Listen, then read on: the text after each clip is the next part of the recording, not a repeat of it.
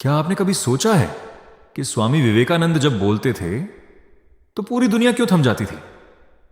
उनके पास कोई जादू नहीं था, बल्कि एक ऐसी गुप्त तकनीक थी जो उनके ध्यान और उनके शब्दों को तीर की तरह धारदार बना देती थी।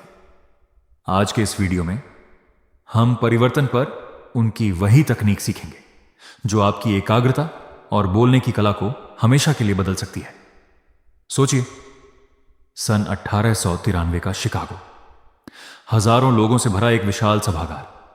हर तरफ अलग अलग देशों के धर्मगुरु बैठे हुए हैं, सभी अपनी अपनी बारी का इंतजार कर रहे हैं। तभी एक दुबला पतला केसरिया वस्त्र पहने हुए लगभग 30 वर्ष का एक भारतीय सन्यासी मंच पर पहुंचता है। न उसके पास कोई बड़ा पद था, न धन, न पहचान। सच कहें तो उसे अंग्रेजी में बोलने का भी विशेष अभ्यास नहीं था। लेकिन जैसे ही उसने मंच पर खड़े होकर कहा, अमेरिका की बहनों और भाइयों, पूरा सभागार 2 मिनट तक खड़े होकर तालियां बजाता रहा। आखिर ऐसा क्या था उसके शब्दों में, उसकी आवाज में ऐसी कौन सी शक्ति थी? यह कहानी केवल स्वामी विवेकानंद की नहीं है, यह कहानी है ध्यान की, शब्दों की और उस मानसिक शक्ति की जो एक साधारण इंसान को असाधारण बना देती है। इसी कहानी का एक दूसरा हिस्सा लखनऊ के एक साधारण लड़के आरव से भी जुड़ा हुआ था। आरव एक मध्यम वर्गीय परिवार से था। वह समझदार था, मेहनती था, लेकिन उसकी एक समस्या थी। जब भी वह बोलता, लोग उसे गंभीरता से नहीं लेते थे। कक्षा में प्रस्तुति देता तो लोग मोबाइल देखने लगते, दफ्तर की बैठक में सुझाव देता तो अनसुना कर दिया जाता। धीरे धीरे उसने बोलना ही कम कर दिया। एक दिन उसने अपनी डायरी में लिखा, शायद मेरी बात में ही दम नहीं है। उस रात उसे बिल्कुल भी अंदाजा नहीं था कि उसकी जिंदगी बदलने वाली है। उस रात आरव पुस्तकालय में बैठा स्वामी विवेकानंद के भाषणों की एक पुरानी पुस्तक पढ़ रहा था। अचानक उसकी नजर एक वाक्य पर पड़ी, एक विचार लो, उस विचार को अपनी जिंदगी बना लो। आरव ने किताब बंद की और सोचने लगा, एक ही विचार, लेकिन मैं तो एक साथ 10 काम कर रहा हूं। नौकरी की चिंता, भविष्य का डर, मोबाइल की आदत, लोगों की उम्मीदें, सब कुछ एक साथ। शायद इसी कारण उसकी आवाज में ताकत नहीं थी, शायद उसका ध्यान बिखरा हुआ था। यहीं से शुरू होती है स्वामी विवेकानंद की पहली तकनीक। एक समय में एक काम, एक लक्ष्य पर पूरा ध्यान। स्वामी विवेकानंद कहते थे, एक विचार लो, उसी के बारे में सोचो, उसी का सपना देखो, उसी में जियो। यह केवल प्रेरणा नहीं थी, यह एक गहरी मानसिक तकनीक थी। जब मन एक दिशा में काम करता है तब ऊर्जा कई गुना बढ़ जाती है। अगले दिन आरव ने एक प्रयोग किया। उसने तय किया कि आज वह केवल एक ही काम करेगा, अपनी प्रस्तुति की तैयारी। न मोबाइल, न अनावश्यक बातें, न इधर उधर का ध्यान। और जब उसने प्रस्तुति दी, पहली बार पूरी बैठक में सन्नाटा था। लोग उसकी बात ध्यान से सुन रहे थे।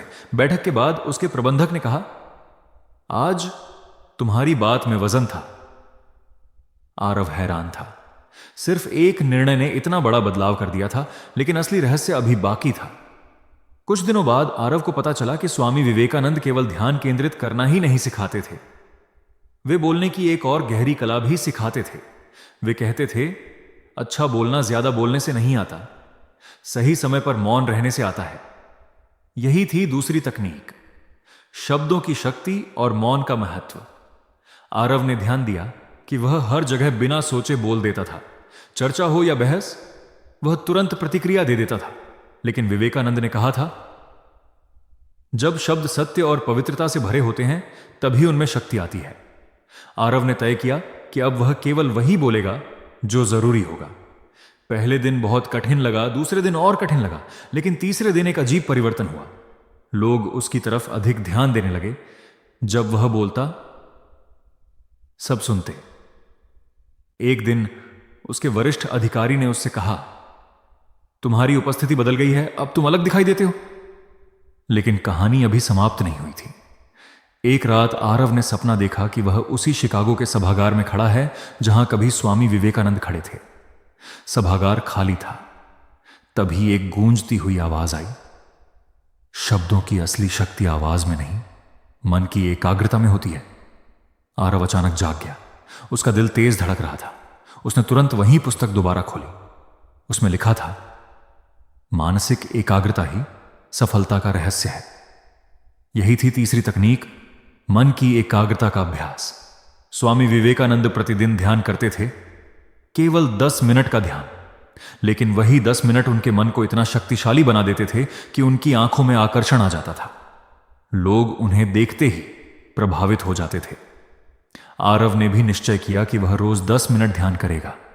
पहले दिन उसका मन भटकता रहा, दूसरे दिन भी कुछ खास नहीं हुआ, लेकिन तीसरे दिन उसे भीतर एक गहरी शांति महसूस हुई, जैसे उसके मन का शोर धीरे धीरे शांत हो गया हो। 1 सप्ताह बाद उसकी जिंदगी का सबसे बड़ा मोड़ आया। कुछ महीनों बाद आरव एक सेमिनार में गया। वहां एक वक्ता मंच पर आया और उसने वही वाक्य दोहराया, एक विचार लो, उस विचार को अपनी जिंदगी बना लो। आरव चौंक गया। सेमिनार समाप्त होने के बाद उसने उस वक्ता से पूछा, क्या आप स्वामी विवेकानंद को मानते हैं? वक्ता मुस्कुराया और बोला, मैं केवल उन्हें नहीं मानता, मैं उनकी तकनीक का अभ्यास करता हूं। और सच बताऊं, दुनिया के हर प्रभावशाली वक्ता ने कभी न कभी यही तकनीक अपनाई है। यह सुनकर आरव सब समझ गया। स्वामी विवेकानंद का रहस्य कोई चमत्कार नहीं था, वह एक अभ्यास था, एक अनुशासन था, एक जीवन पद्धति थी। और सबसे बड़ी बात, यह तकनीक केवल स्वामी विवेकानंद के लिए नहीं थी। यह तकनीक हर उस व्यक्ति के लिए है जो चाहता है कि लोग उसकी बात ध्यान से सुनें, जो चाहता है कि उसकी उपस्थिति प्रभावशाली बने, जो चाहता है कि उसकी आवाज में वजन आए। जरा सोचिए, अगर आप भी एक ही विचार पर ध्यान केंद्रित करना शुरू कर दें, अगर आप अनावश्यक बोलना कम कर दें, अगर आप रोज केवल 10 मिनट अपने मन को साधना शुरू कर दें, तो क्या बदल सकता है? शायद आपकी आवाज बदल जाए, शायद आपका आत्मविश्वास बदल जाए, शायद लोग आपको अनदेखा करना बंद कर दें, और शायद एक दिन जब आप बोलें तो दुनिया सचमुच थम जाए। स्वामी विवेकानंद ने किसी को कोई जादुई शक्ति नहीं दी, उन्होंने केवल एक रास्ता दिखाया, ध्यान का, मौन का और एकाग्रता का। अब सवाल सिर्फ इतना है, क्या आप उस रास्ते पर चलने के लिए तैयार हैं?